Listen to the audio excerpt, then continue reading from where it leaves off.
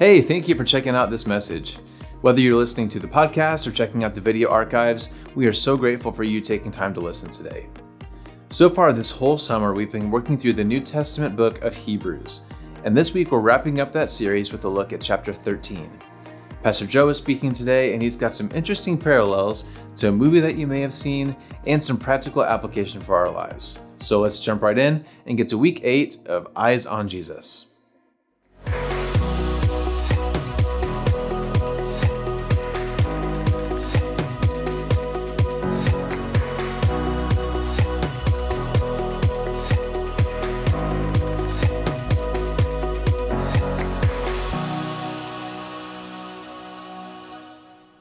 One of the great dilemmas of our day is the case of memory loss. And many of you probably in a congregation this size have experienced a loved one or a friend who has been losing their memory through dementia or their cognates.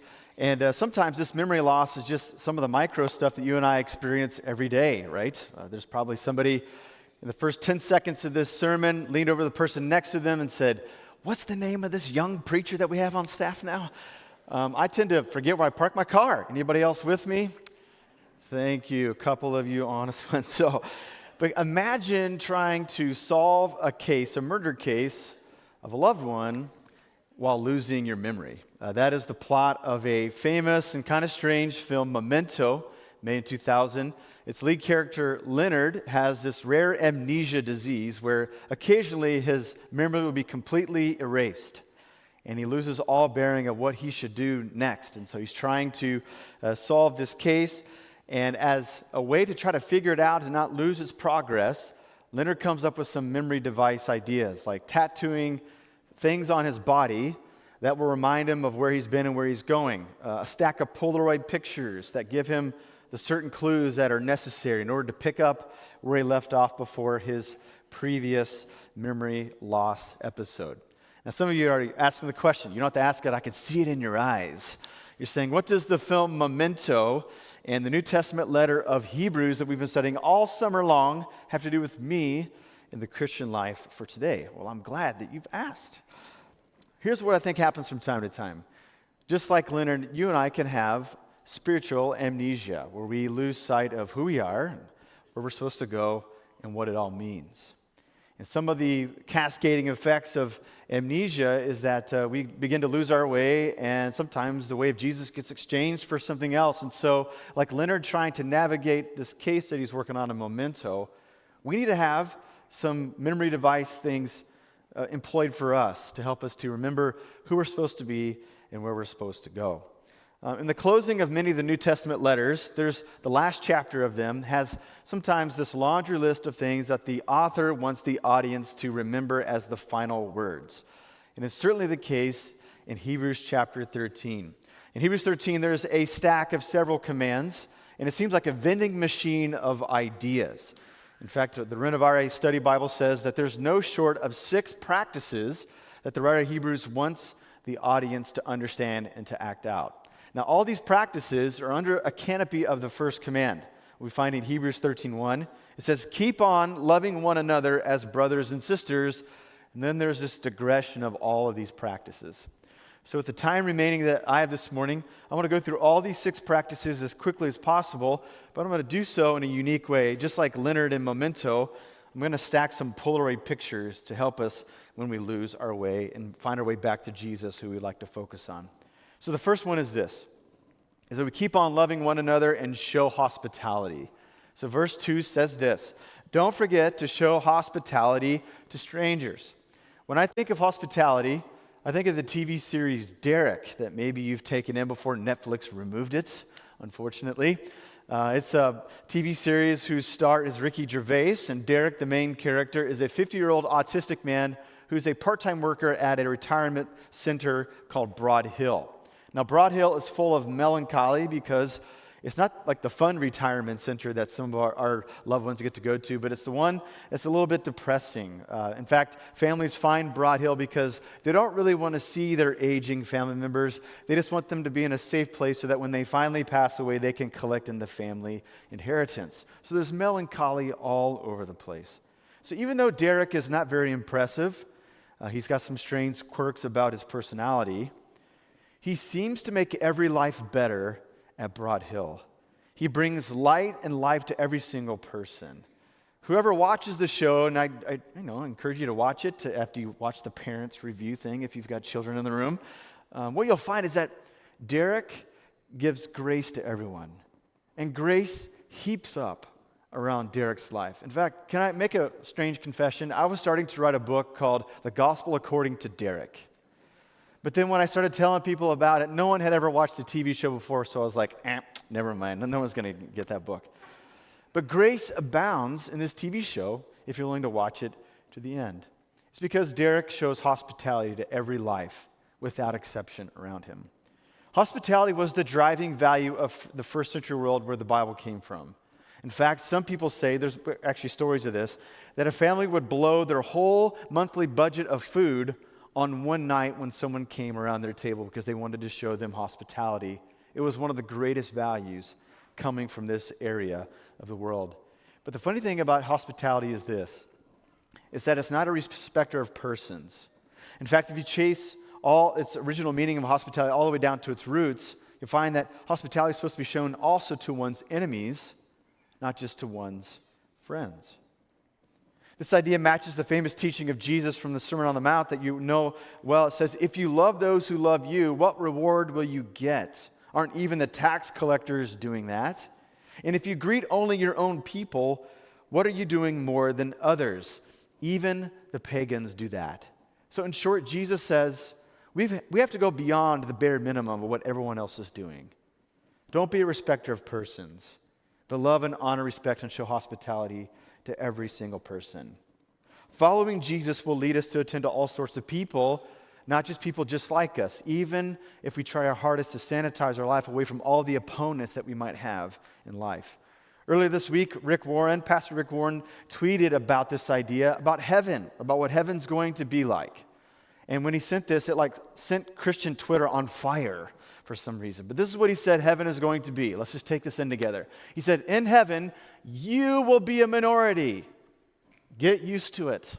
Most Christ followers in the world don't look like you, think like you, or vote like you. They're saved by grace through faith. Jesus lovers from every era of time and place. If diversity scares you, you will hate heaven. So this is what heaven's going to look like. A crowded city teeming with life, full of people from all over the world in different cultures, different than ours. A couple of questions come to the surface. Why should we procrastinate in getting used to a world like this? Why not get into the habit, into the regularity of that type of environment today? Hebrews continues, says this in verse 3, keep on loving one another and remember the vulnerable. Continue to remember those in prison as if you were together with them in prison, and those who mistreated you as if you yourselves were suffering. So the writer of Hebrews is clear. You've got people among you who've been carted away and thrown in prison. Don't just feel sorry for them with sympathy, but imagine that you're there with them. And in that imagination, imagine what it means to minister to their needs. A New Testament scholar, Dr. Esau McCaulley's important book, Reading While Black, he unearths some important research about the first century world. The early church was in the Roman Empire, and the Roman Empire didn't have a police force separate from their military army. And so when there was ever a disturbance in a home or in a village or in a province, they didn't have peacekeepers like we have today. They just brought in the guards. And because of that, if they were to send soldiers who only know one thing, which is to wage war, usually calamity happened because of it. People were shaken down irresponsibly. People were carted off to a distant jail away from their families, and they were nearly forgotten about. The purpose of them coming to your house was not to enact some restorative justice of bringing some calm, but is bring terror and fear so that it won't ever happen again. So whenever the early Christians gathered together for worship, it wouldn't be uncommon for someone to be missing. And not because they were sick, but perhaps because they were shaken and taken away from them. And so the writer of Hebrews is saying, make sure you remember all these people and not just have sympathy for them, but try to find a way to minister to their manifold needs. When I think about this command, I think about a ketchup stain. Let me try to explain and connect the dots. In Dr. Drew Hart's book, The Trouble I've Seen, he shares a painful story of his older brother who was hanging out with a couple friends in one of their driveways one night, and a police car drove by a couple of different times because they were looking for a suspect, a crime that just happened, fitting a description of a younger person with a dark shirt and blue jeans, which is what his brother was wearing, even though he didn't do anything. They apprehended his brother, they put him in prison, and he sat there awaiting some sort of a solution to this investigation for 4 long months. And he was finally exonerated of charges and released after they got a lineup together and the person didn't identify him. When there was an investigation as to why he was in prison that long, some of the records uncovered that when he was in intake and he was taken into prison, that they thought he had a blood stain on his shirt that night. But it was merely a ketchup stain. And he sat in 4 months in prison because of that. If you and I are to take Hebrews 13:3 to heart, not just let it pass by us, but take it to heart, we should be eager to see situations like Hart's brothers become obsolete. At the very least, we should be mindful of and grieve with people who find themselves in vulnerable places in our society. The Christian gospel calls us to go find these folks and to be with them. Hebrews continues in chapter 13, verse 4. It says this, keep on loving one another and be dedicated to your marriage. Hebrews 13:4 says, marriage should be honored by all and the marriage bed be kept pure. Now, a preacher needs to be careful when explaining all the contours of Hebrews 13:4. When in the room they're preaching in or online, people watching, there might be younger ears. So let me zoom back and try to tread lightly here. But leaning on some scholars like Larry Hurtado and Tim Keller and John Tyson, what we see is that the early Christians were completely distinct and different from their Roman neighbors.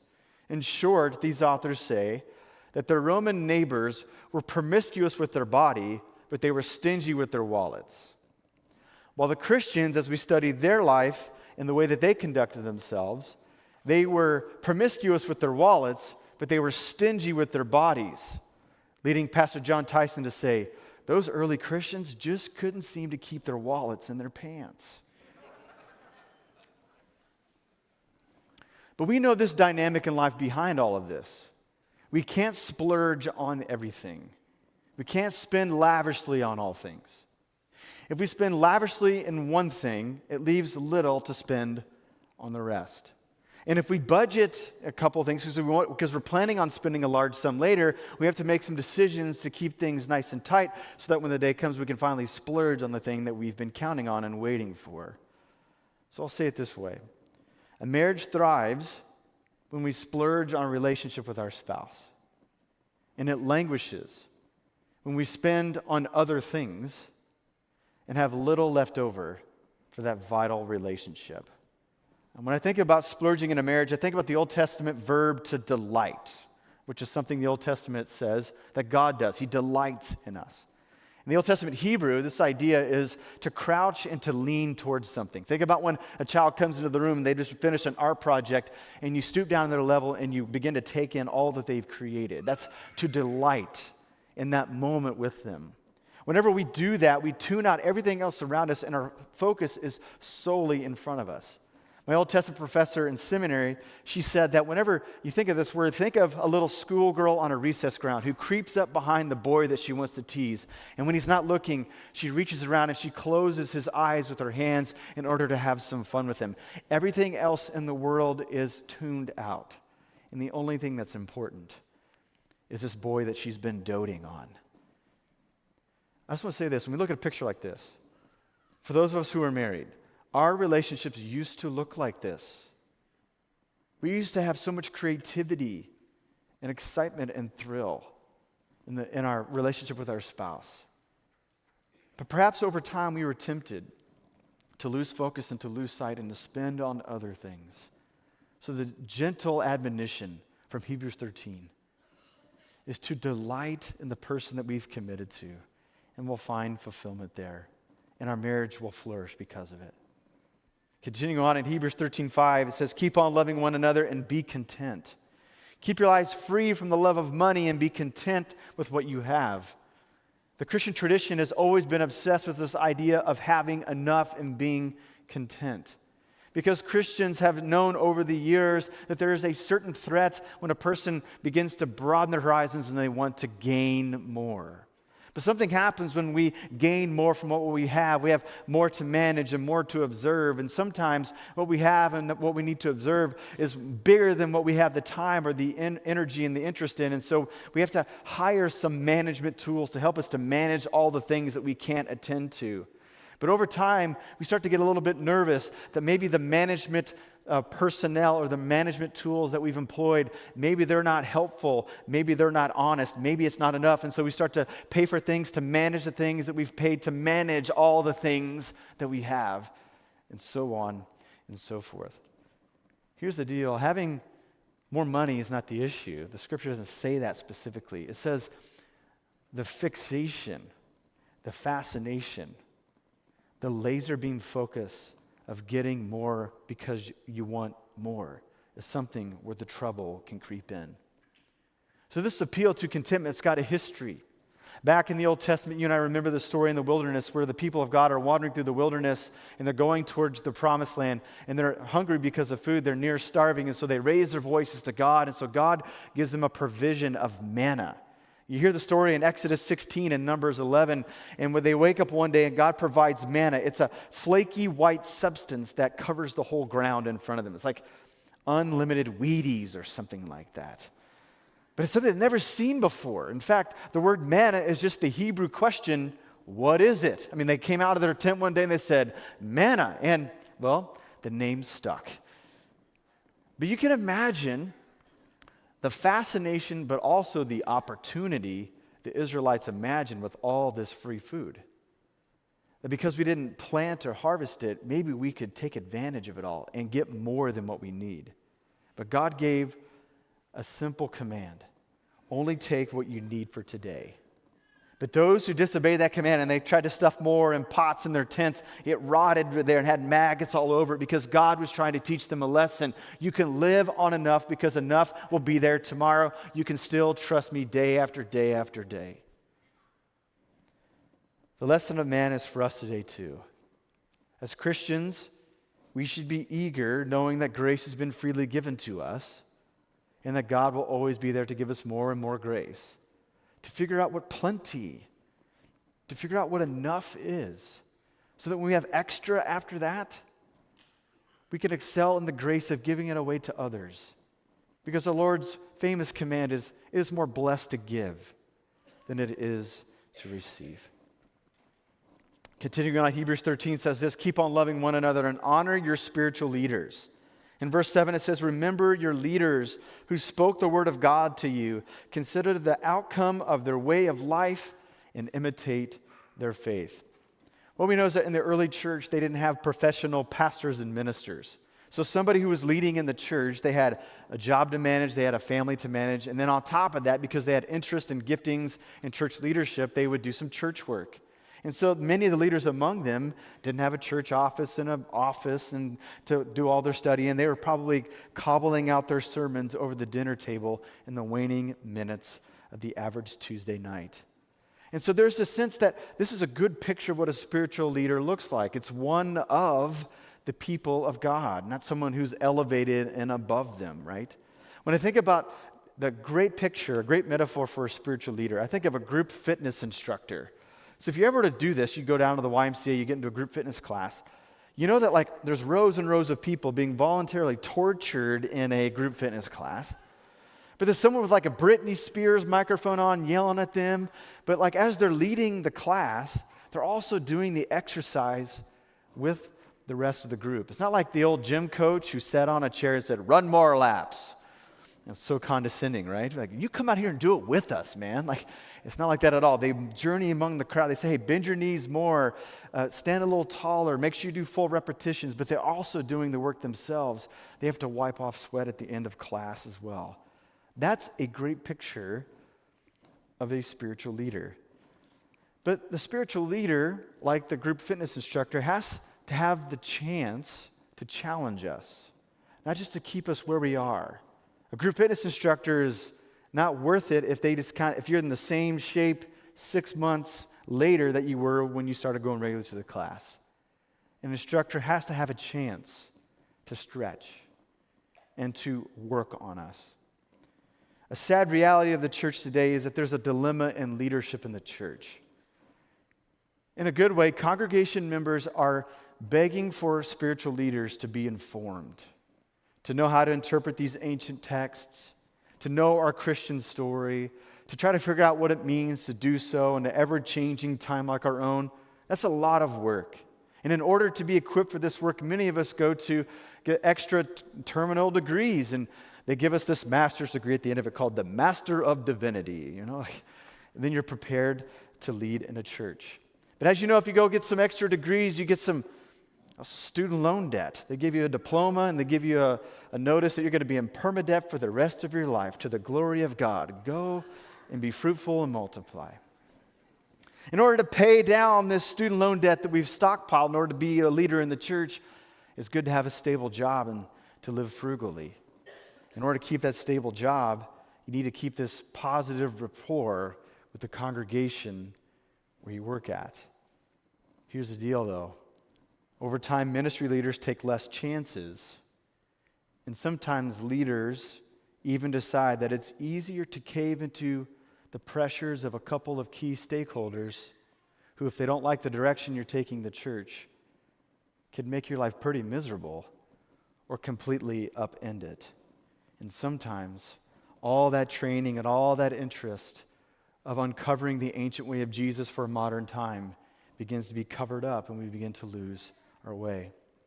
Riffing off one of the words of a famous folk singer, Waylon Jennings, "Mamas, don't let your babies grow up to be preachers."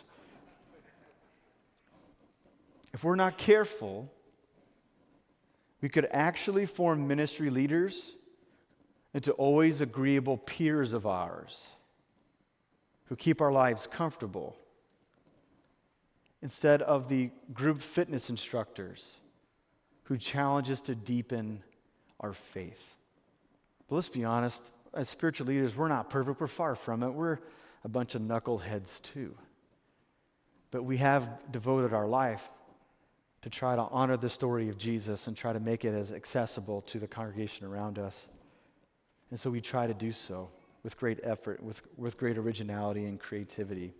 I once heard the piece of advice of a seasoned pastor who was getting ready to send one of his assistant pastors off to a job interview, his first time becoming a senior pastor. And the assistant pastor said, "What do I do in this interview?" And the senior pastor said this: "If I give you one piece of advice, try to find some way to discover whether that church will allow you to teach what you know that you need to teach, even if you come up against some opposition and some in the congregation tell you to stop.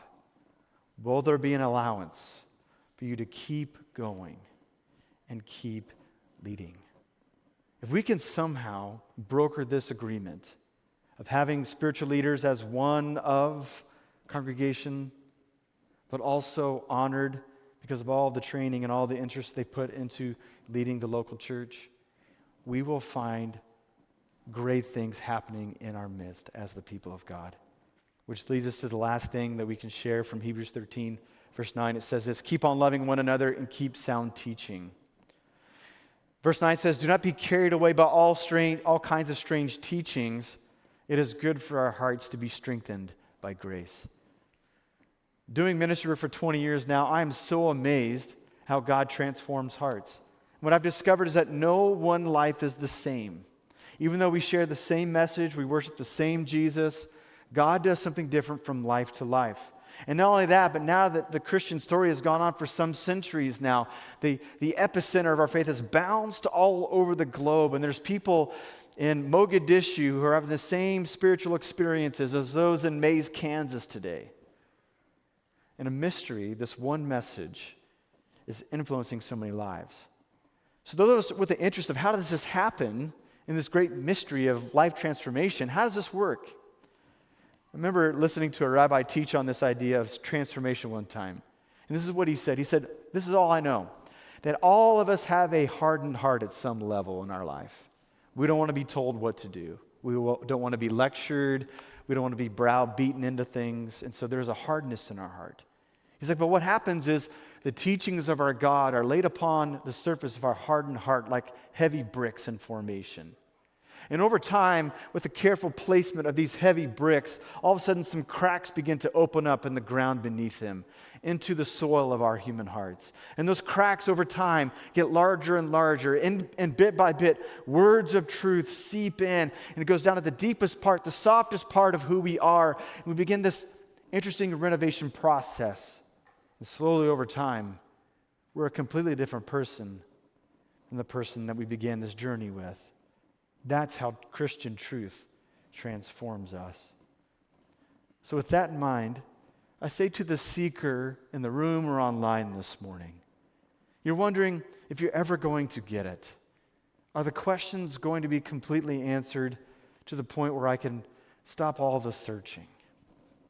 Am I ever going to come to the place where the things that I feel like are impossible or improbable or confusing, that I have more clarity on those things? Or am I always going to have these objections? Am I always going to have these obstacles in front of me in embracing the Christian faith? My encouragement to you is to keep on searching, keep on reading, keep on discussing, keep on praying. We can handle your questions. We're not going to run away from you, and you're not going to offend us. And if you do, send them to the pastor's office.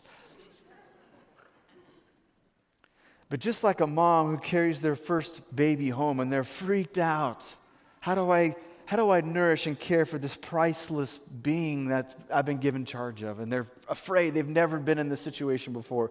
But slowly over time, they develop the unique and native skills to care for the young in the same way. That's what happens in Christian faith. It seems overwhelming to all of us at the beginning, but over time we get stronger and stronger and more confident as we continue the process of seeking for answers. So my encouragement to you is to keep on going. To the parent, to the grandparent, the friend, the coworker, the sibling who's worried about a loved one in your life who doesn't show any signs of interest in the Christian faith, you're wondering if they're ever going to come around to the idea of being a follower of Jesus. The same admonition is for you. Trust in the work of those heavy bricks that are laid upon the human heart. Little by little, the transformation happens. I remember once there was an interview with NBA head coach Greg Popovich, who tells his coaching staff and his team, don't get in a hurry to win the basketball game. Isn't that a crazy idea? Like, we would think that it'd be best to go ahead and jump to a lead and get a big head start so the team is always trying to track you down. But sometimes in that hastiness of trying to get a lead, you lack your fundamentals. You actually find yourself behind in the score instead of ahead. So Popovich, after all those thousands of games that he coached, he learned that there's a certain flow to the game. You don't have to get in a hasty hurry to get to the end as a victor. In the same way, brothers and sisters who are carrying the burden of a loved one, trust the process of those heavy bricks being laid in their place, because transformation takes place over time. Although revolutionary change might get a headline in the paper, evolutionary change is what really brings the lasting change that we all desire. So, my friends, trust the process. Be patient and allow Jesus to do his work. Because after all, isn't Jesus the one doing the work? Hebrews would tell us at the end of the book in Hebrews 13:8 that Jesus is the same yesterday, today, and forever. If he's done it before, Jesus is going to do it again. Because he's with us and among us, we have all the hope in the world. So brothers and sisters, those who have come to know Christ, remain in him. And if you and I would confess we have some spiritual amnesia in our life, let's remove the cobwebs. Let's make our way back to him and put our trust in him once more. Let's pray to our God this morning. God, we thank you that you're not done with us, that the work that you started, you're going to carry to completion. God, we do confess to you that we have lost our way at some depth of our life. And we don't want to stay in this state of amnesia and lostness. And so, God, we pray that as we hear you speak to us today, that we can find our way back to you. We thank you for the invitation for all, that if any of us are heavy and weary and laden with burdens, that we can lay our burdens down before you. So as we choose to do so today, God, I pray that you would find us there, that you'd fill us with enthusiasm and hope, allow us to be put back together, to have our vision once more, so that we can continue to follow you. We ask all these things in Jesus' name, and all of God's people said. Thank you, Pastor Joe, and thank you for joining us today. We hope this message has been encouraging and helpful to you. One quick thing to share before we let you go. If you're not already, I invite you to check us out on Spotify. We have an account on there if you search for Ridgepoint Church, and every week we upload a new playlist of the worship songs that we sing together in person in our contemporary services. So if you finish this message and you're still in the car or at the gym or maybe finishing up around the kitchen, maybe some great worship tunes are just what you need next up in your queue. And by the way, our sermon podcast is also available on Spotify. So if that's where you get your podcasts, give us a follow there too so you don't miss a message. Here at Ridgepoint, we aim to be real people with a real faith, making a real impact. And we mean it when we say that we are here for you. If you have any questions or maybe you could use some prayer, reach out to us wherever you're comfortable, through our website, Facebook, Instagram, or even a YouTube comment, and we'll do our best to follow up real quickly. Thanks again for listening today, and we hope to see you again online real soon.